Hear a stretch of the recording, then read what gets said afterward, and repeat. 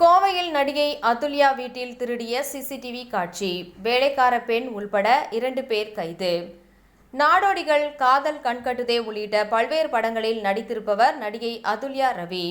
இவரது சொந்த ஊர் கோவையாகும். இவர் கோவையில் உள்ள வடவள்ளி மருதம் சாலையில் உள்ள வீட்டில் தனது தாயார் விஜயலட்சுமியுடன் வசித்து வருகிறார்.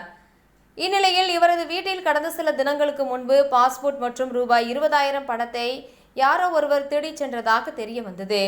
இதையடுத்து தாய் வடவள்ளி காவல் நிலையத்தில் புகார் அளித்தார். புகாரின் பேரில் காவல்துறையினர் வழக்கு பதிவு செய்து திருட்டில் ஈடுபட்டது யார் என்பது குறித்து விசாரணை நடத்தி வந்தனர்.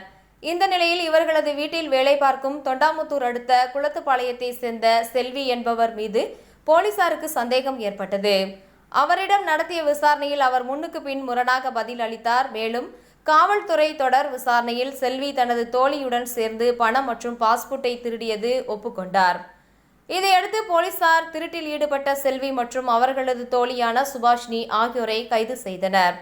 அவர்களிடம் இருந்து ரூபாய் 15,000 பறிமுதல் செய்யப்பட்டது. மேலும் அவரிடம் இருந்து பாஸ்போர்ட்டையும் மீட்பதற்கான விசாரணையும் போலீசார் தொடர்ந்து நடத்தி வருகின்றனர்.